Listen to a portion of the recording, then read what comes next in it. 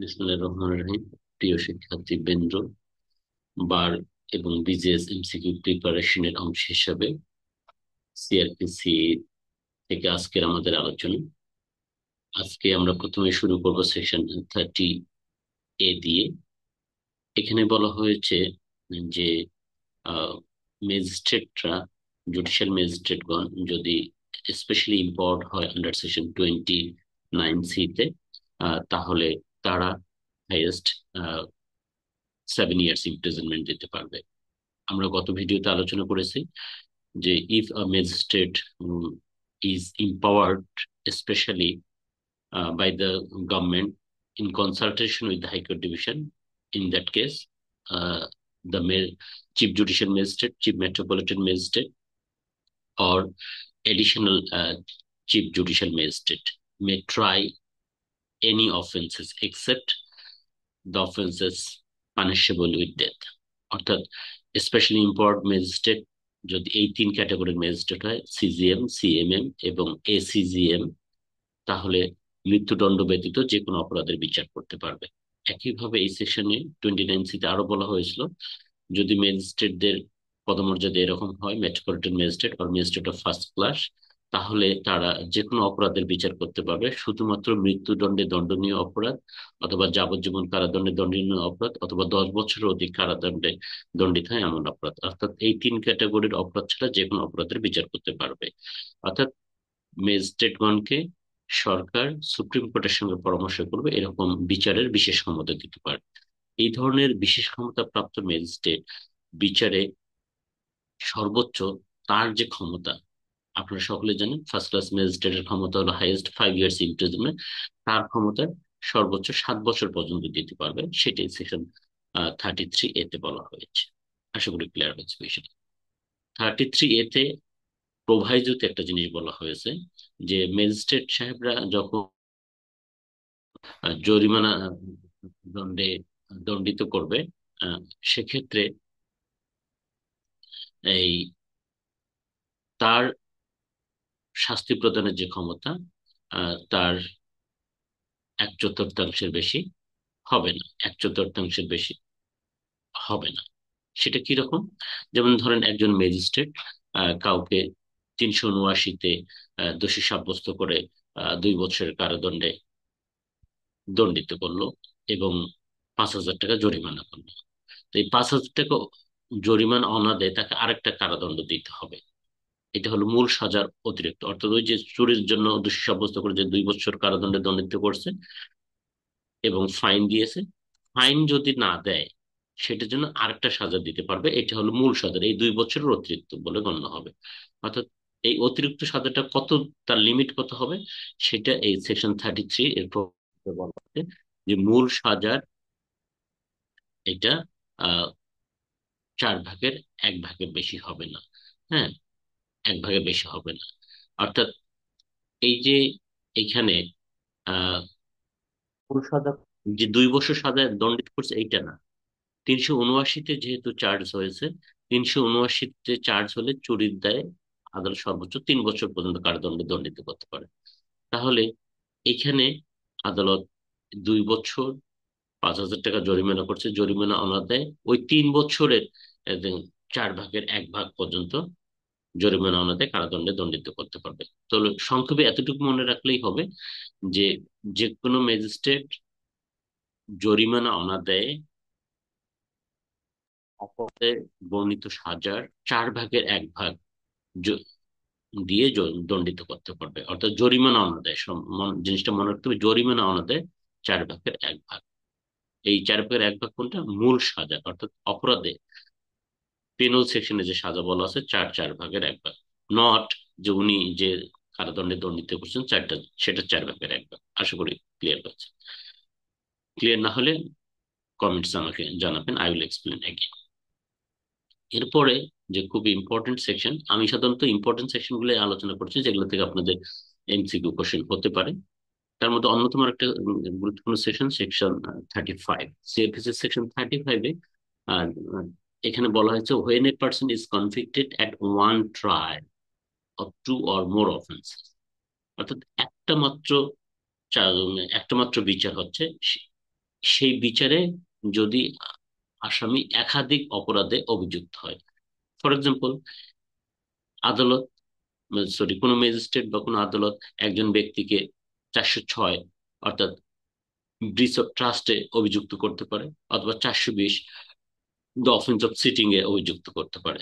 তাহলে একটাই মাত্র বিচার হলে এখানে একাধিক অপরাধের জন্য আসামিকে অভিযুক্ত করা হলো। এটার কথাই সেকশন 35-এ বলছে যে when a person is convicted at one trial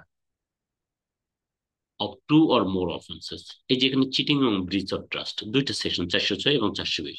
তো এই ধরনের ক্ষেত্রে বিচার করে যখন আদালত শাস্তি দিবে, তখন এই যে দুইটা অপরাধ, চিটিং এবং ব্রিচ অফ ট্রাস্ট, এই দুইটার যে অফেন্স আছে, এই দুইটায় অভিযুক্ত ব্যক্তি দোষী সাব্যস্ত হয়, কনভিক্টেড হয়, তাহলে আদালত আলাদা আলাদা করে শাস্তি দিতে পারবে।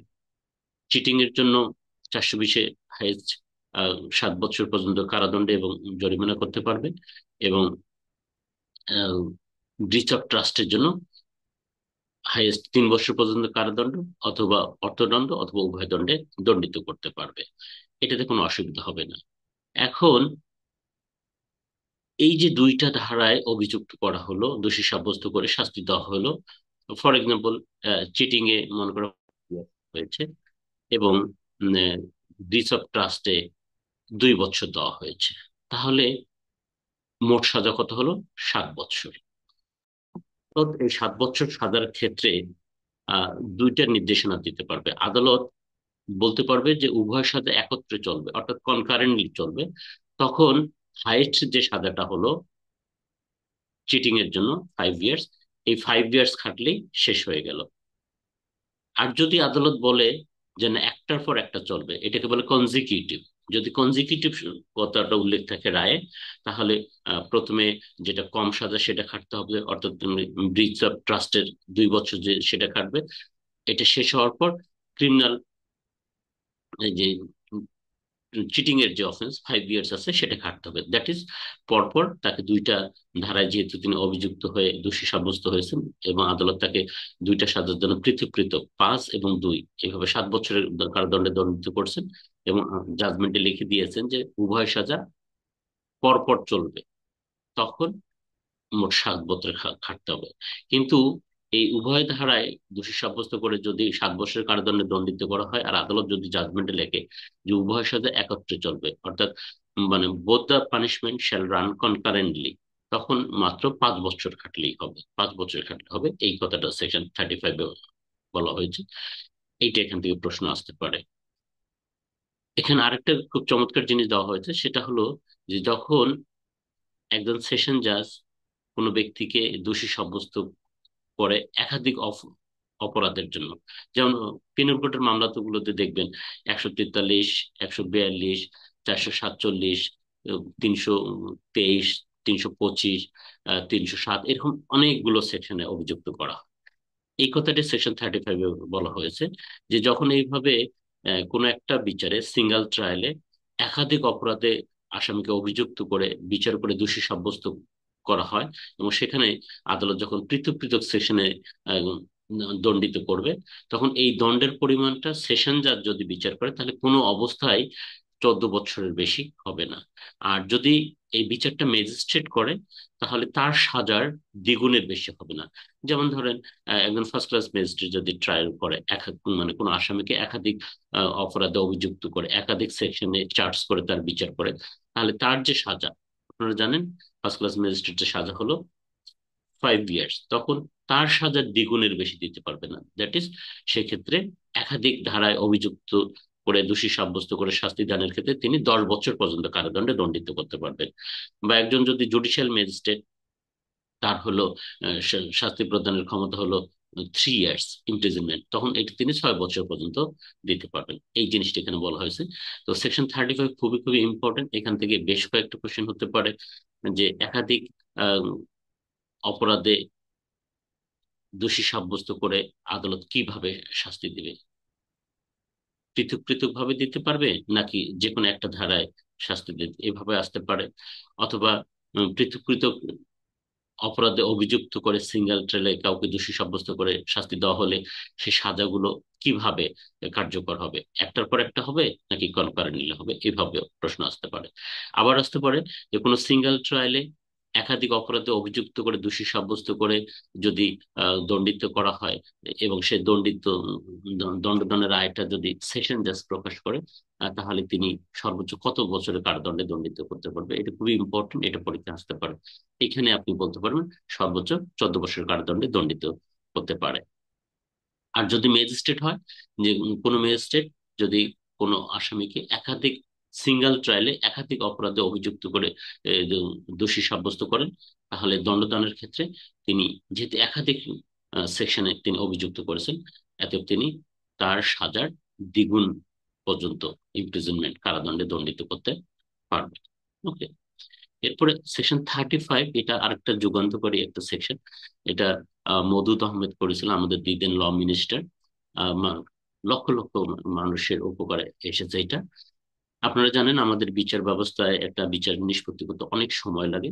সেক্ষেত্রে একজন আসামি আহ প্রথমত অনেকদিন তিনি জেল খাটেন, বা একাধিকবার তিনি তার জামিন বাতিল হলে তিনি একাধিকবার উম, গ্রেপ্তার হয়ে একই মামলার কানেকশনে একাধিকবার কারাদণ্ডে মানে জেল হাজতে থাকতে পারেন। তো সেকশন 35 ইন্ট্রোডিউস করে এই প্রথম বলে দেওয়া হলো যে এটা 2006 সালে এটা ইন্ট্রোডিউস করা হয়েছে, আমার যদি ভুল না হয়। তো এইটা বলা হলো যে বিচারে যে সাজায় দণ্ডিত হবে, যেমন একজন বিচারে চুরির দায়ে অভিযুক্ত হলো, বিচারে 1 বছরের কারাদণ্ডে দণ্ডিত হলো, কিন্তু তিনি এই চুরির অভিযোগে অভিযুক্ত হয়ে পুলিশ কর্তৃক ধৃত হয়ে ইতিমধ্যে হয়তো 3 মাস খেটেছেন, অথবা 4 মাস হাজতবাস তার হয়ে গেছে। তখন এই যে 1 বছর কারাদণ্ডে দণ্ডিত করা হলো 12 মাস, সেখান থেকে তার 4 মাসটা বাদ যাবে, এটা বলা হয়েছে। আরেকটা জিনিস প্রভিশন এখানে দেওয়া হয়েছে যে কাউকে এমন কারাদণ্ডে দণ্ডিত করা হলো, সেই কারাদণ্ডের মেয়াদটা যদি ইতিমধ্যে হাজতবাসের চেয়ে বেশি হয়, তাহলে তিনি তৎক্ষণাৎ মুক্তি পাবেন। এবং যদি জরিমানা দণ্ডেও দণ্ডিত করা হয়, সে জরিমানাটাও বাতিল বলে গণ্য হবে। তাহলে এখানে খুবই একটা ইম্পর্টেন্ট জিনিস আছে। এইটা সেকশন 35 থেকে এই আহ, প্রশ্ন আসতে পারে। এখানে বলা হয়েছে if the total period of custody prior to the conviction, অর্থাৎ বিচারে দোষী সাব্যস্ত হয়ে দণ্ডিত হওয়ার পূর্বে তিনি যতদিন কাস্টডিতে ছিলেন is no is longer than the period of imprisonment to which the accused is sentenced, তাহলে দোষী সাব্যস্ত হয়ে দণ্ডিত হওয়ার পূর্বে যে সময়টা তিনি ছিলেন, সেই সময়টা যদি অধিক হয়, অর্থাৎ হাজতবাস যদি কারাদণ্ডের চেয়ে অধিক হয়, তাহলে তিনি আহ পুরো কারাদণ্ডটা ভোগ করেছেন বলে গণ্য হবে এবং তৎক্ষণাৎ তিনি মুক্তি পাবেন। এবং যদি তাকে জরিমানা দণ্ডে দণ্ডিত করা হয়, তাহলে তিনি সেটা থেকে সেটা স্ট্যান্ড রেমিটেড বলে গণ্য হবে। তো এটা খুবই ইম্পর্টেন্ট।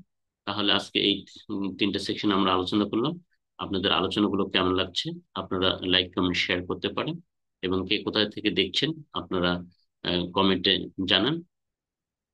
তো আমাদের ভিডিও লেকচার গুলো শোনার জন্য আপনাদের আবার ধন্যবাদ। বাদুল্লাহ একাডেমির পক্ষ থেকে আপনারা জানেন আমরা বার প্রফেশনাল ট্রেনিং কোর্স কন্ডাক্ট করি। আপনারা যারা ভবিষ্যতে ভালো আইনজীবী হতে চান, দক্ষ আইনজীবী হতে চান, কারণ সিনিয়রদের পেছনে ঘুরে ঘুরে আপনি অনেক সময় নষ্ট করার দরকার নেই, কারণ প্রত্যেকটা সিনিয়রের ট্রেড সিক্রেট আছে।